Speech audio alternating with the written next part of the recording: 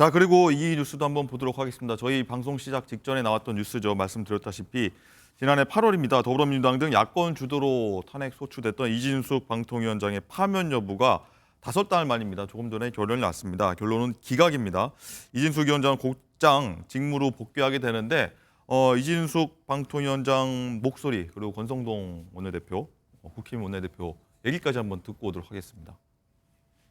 야권이 무리한 탄핵 소추 승리로 국정 마무리나 이런 것도 우려가 되는데 기각 결정 이후에서 어떻게 될 거라고 보시는지.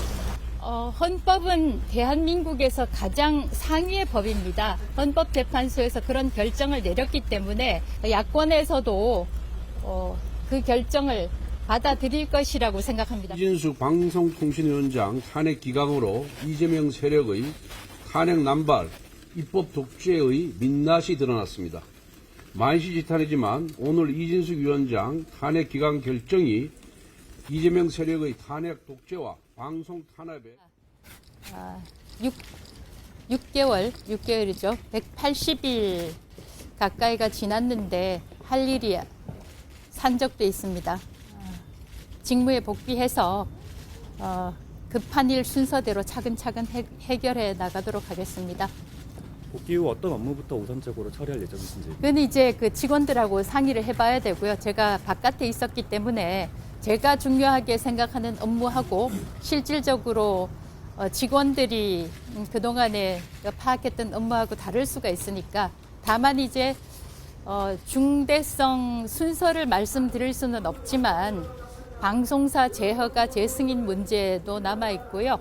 또 거대 해외 기업들에 대한 과징금 문제 뭐 여러 가지가 있지 않겠습니까? 아마 기자 여러분들이 더 잘 아시겠죠. 그런 업무들에 있어서 아무래도 2인 체제라는 그런 지적이 있을 수 있을 것 같은데 어떻게 생각하시나요?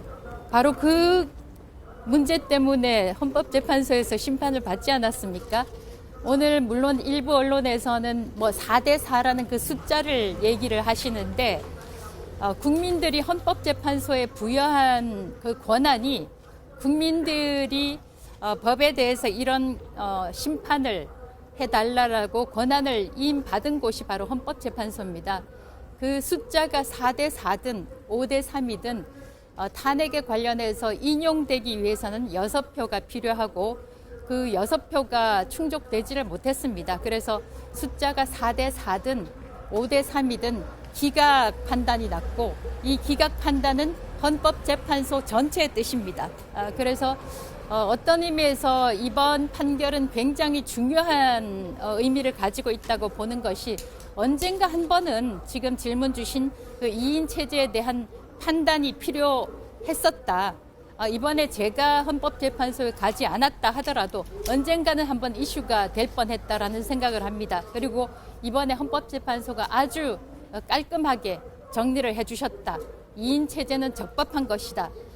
그리고 국회에서 어떤 이유로든 어깃장을 나서 상임위원을 임명을 하지 않을 때 행정부가 제대로 기능을 할 수가 없습니다. 그런 일이 다시는 되풀이되지 않도록 2명의 상임위원들만으로도 필요한 업무를 행정부에서 하라 하는 것이 적법하다. 이런 의견을, 이런 판단을 헌법재판소에서 했고 다시는 국회에서 이런 일을 반복하지 않게 되어서 저는 개인적으로 참 보람이 있던 사건이었다라고 생각을 합니다. 정문진 이사가 지금 집행정지 상태인데 앞으로 어떻게 풀어나가실 예정이신지? 그건 차츰차츰 말씀드릴 기회가 있다고 생각이 됩니다. 예.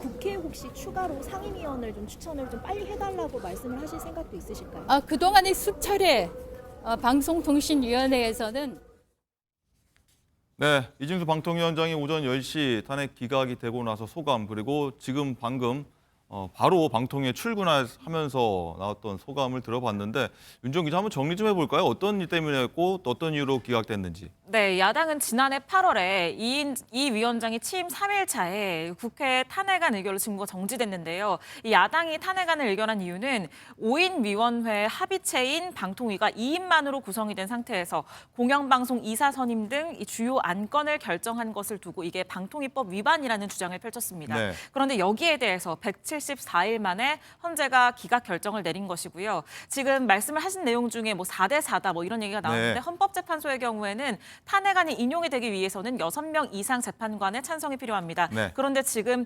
4명의 반대로 기각이 된 것이고 그 부분에 대해서 이제 이진숙 방통위원장은 헌재가 2인 체제가 적법하다고 깔끔하게 판단을 한 것이다. 이렇게 방금 출근길에서 이야기를 했습니다. 네. 자, 김종필 행정관님 뭐 시간이 얼마 없습니다. 짧게 여기에 대한 코멘트 부탁드립니다. 일단 뭐 저는 헌재 결정을 따라야 한다고 생각을 합니다만 매우 유감스럽다는 생각을 할 수밖에 없는 게요. 행정 독재가 가능한 발판을 마련해줬다.